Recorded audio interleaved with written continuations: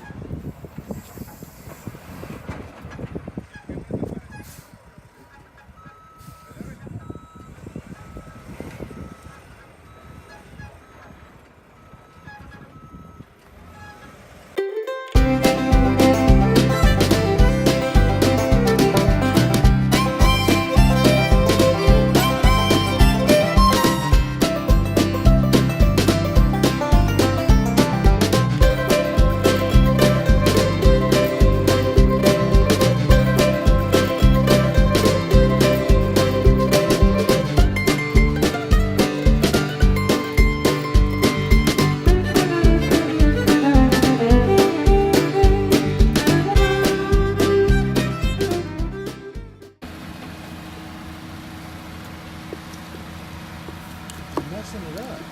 I know.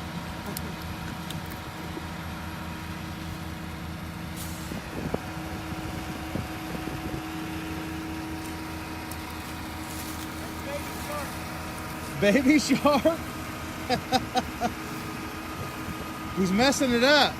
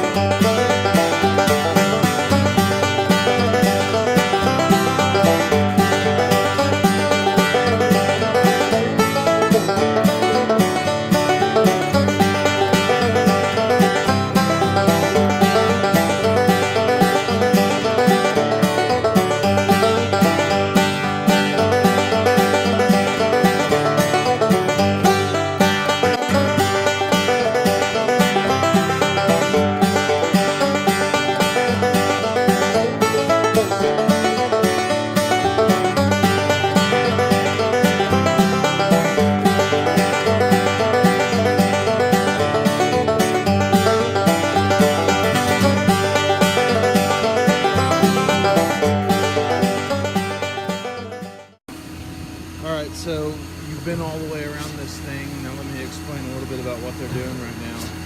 They've taken and they've poured the entire perimeter and that curbing over there. What they're doing when they do that is they're pouring that a little bit thicker, a lot of it thicker actually. They don't add much water to the mix for those first couple of trucks. They left that set up against the form, and then whenever you see them over there pumping, they've wet it up pretty good. That's to get it to move around and be a whole lot easier on the guys that are troweling and scooping and shoveling. And then you saw the two guys working that long stick looking board. That's a screed board.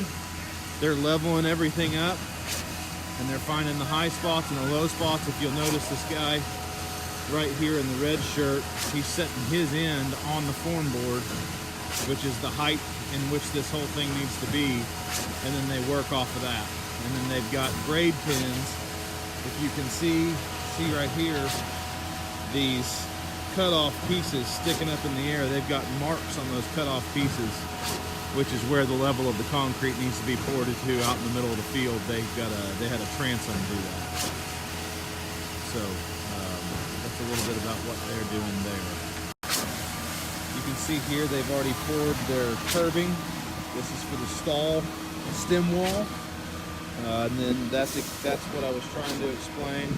Probably did a poorly job yesterday or the day before whenever I was talking about the blockouts for the stall doors. So that's what all that is. When you see the pump truck operator standing right there, he's got a control that moves that great big boom left, right, up, down, controls the flow, everything from a little control swung over his shoulder right there. And then over there is the man, the myth, the legend. That's Grandpa, Leo. We drug him up here today. And then you see those three guys there, they're troweling. They're just starting the finishing process, getting the cream coming to the top so that they can get us a good slick finish.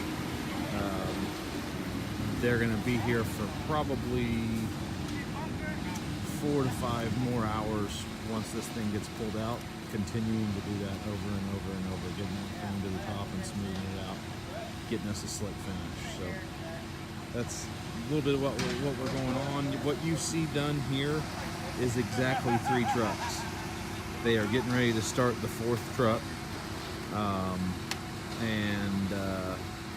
This was so that each truck carries 10 yards.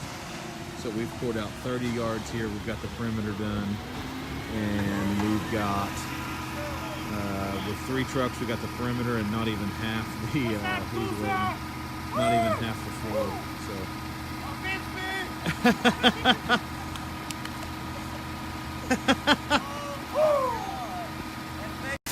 So they just fired the horn, and here comes truck number 4. That should get us. That 10 yards ought to get us about 750 feet, just depending on depth, which is obviously varying with the bond beams and the block out and all that kind of stuff. So we'll see how far that gets us. But this truck should get us 750 feet. My guess is by the time this truck gets done, we'll have over half of the shop floor done. So it's at least gonna be, no, we won't even have that much. We'll have a third of the shop floor done. So we had ordered 8 trucks, and it looks like it's gonna take every bit of that, probably closer to 10. So we'll check back in here in a little bit, but that's what's happening now. Exciting stuff. So it's middle of the day. I just got done with lunch, and I am headed back out to the ridge, check on their progress. I'm also bringing them lunch, bringing them some pizza from Savastano's. That's just where I ate lunch at, and the farm's pretty far out here, and they're working a slab, so I'm providing lunch today. So I wanted to clear up a couple of things, or at least expand on a couple of things we talked about in the couple previous videos, or at least I know for sure the first video, or the last video, the post-tension video. But those things are basically, I think there's 3 things I wanted to elaborate on. The first one being, I never really got into why post-tension over rebar, and really that's because of the type of soil that we have here in Oklahoma. It's heavy clay, So with all that elasticity in the soil and the makeup of the soil, the slab needs to be able to move with the soil. And with a typical rebar slab, you know, it's not under tension, it's not under compression. So it all moves independently. I go back to the hand with the fingers. That's where I was going with that analogy, and I kind of didn't really finish my thought there in the last video. But with a fist, it all moves together. When you make a fist, everything all moves as one. And when you have your hands spread out, you can move your fingers individually, and that's what is not good with a slab in Oklahoma. You want the fist. You want it, if one piece moves, you want it all to resist that movement and move together if it does. Otherwise, it'll break and cause stress cracks and move independently of itself. We've been into remodels where living rooms have cracked down the middle, and literally there's a 2 or 3 inch difference in height of one side of the crack to the other. So that's a big reason for post tension. The second point I wanted to make was on the vapor barrier. That wasn't necessary in a barn application, but we did it anyways to A, make the inspectors happy, but B, it protected, we knew we had rain coming the next day, and it protected our pre-treat, which takes me to the third thing I wanted to elaborate on. Since we are doing wood frame construction, we opted to do a termite pre-treat, and that's just a chemical that they spray on the fill sand that resists termites from crawling up from the bottom of the slab up through any penetrations, things like that, and feasting on your framing. So those are the 3 things I wanted to elaborate on. I am pulling up the hill now.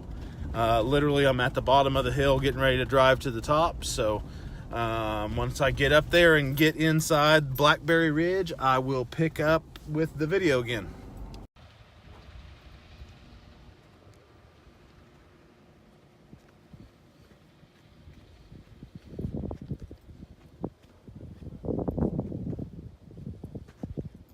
All poured out.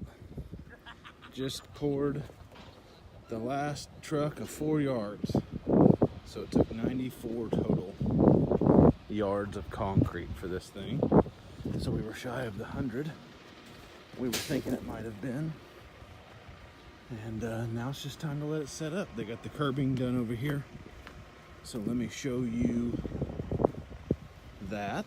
They've already stripped the form so they could finish the edges and sides of that. Of course, they poured this real dry and first truck so that they could work on it and let it set up soon. So there's our sheet metal edge. And then they rounded the inside corners so that the horses, if they stepped on it or hit it or anything like that, it wouldn't scrape them or cut them, even though that's probably not real necessary. But all the inside corners are rounded over instead of just squared off. And then the step, if it doesn't get buried or ever became an issue, it's rounded on both sides as well. So easier on the horses. Those guys thought of just about everything for this, which is good. So there it is, all finished up. They're getting ready to jump back on the power trails. They've already power trailed the last half of it, and soon they'll be able to power trail that.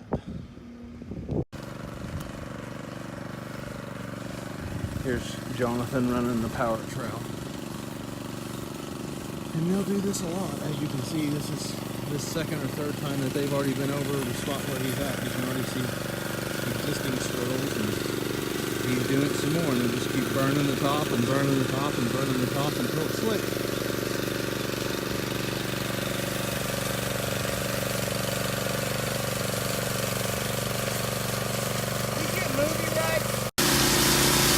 Now it's a party.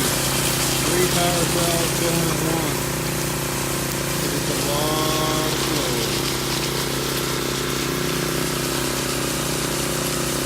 Alright, so it is 4:30 and we are still working on it. see that discoloration right there. It's still got another hour, maybe hour and 15 before it can really be burned in real good. But look how slick the rest of it is. It's a pretty slab. So right now they are chalking the lines, and those are for expansion joints.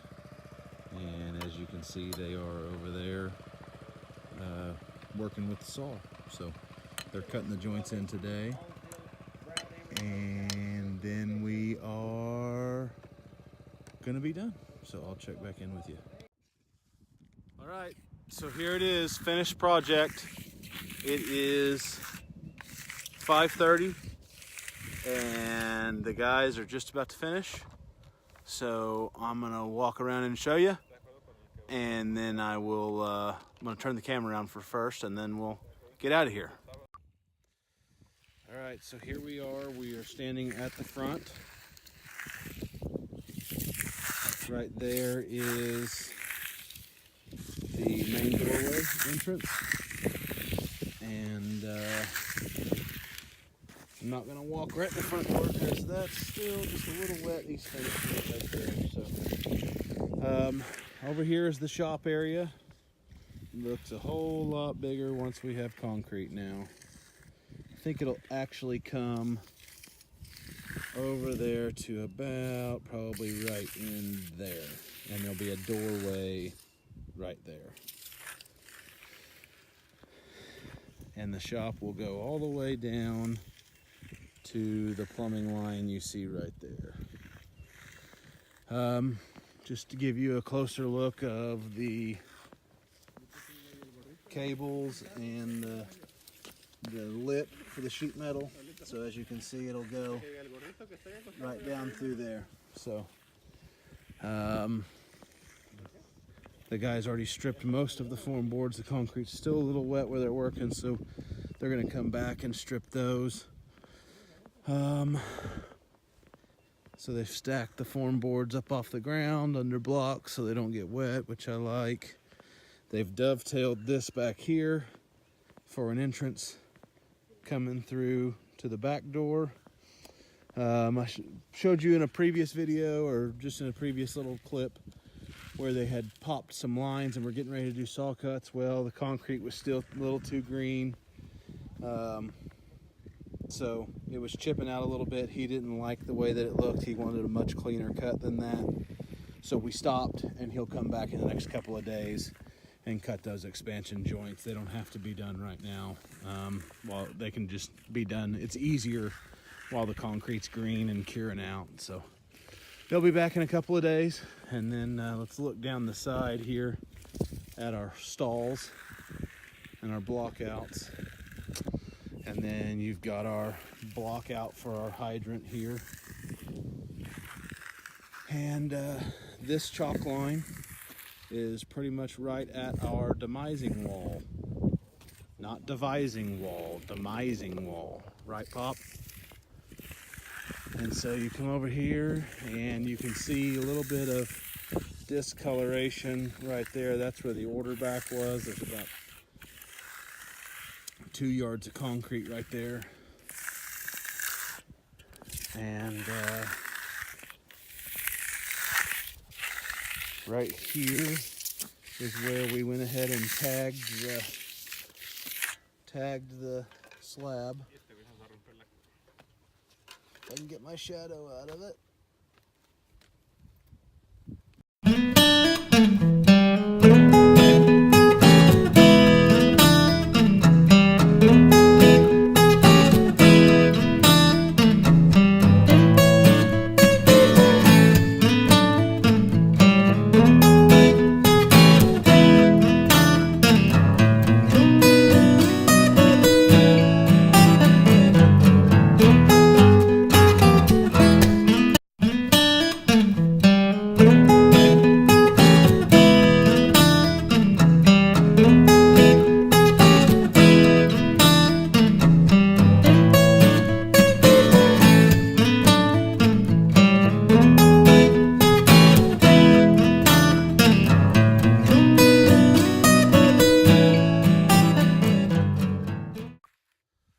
Well, that's it for the slab pour, and so we'll be out of here. So until next time, we'll see you up on the ridge.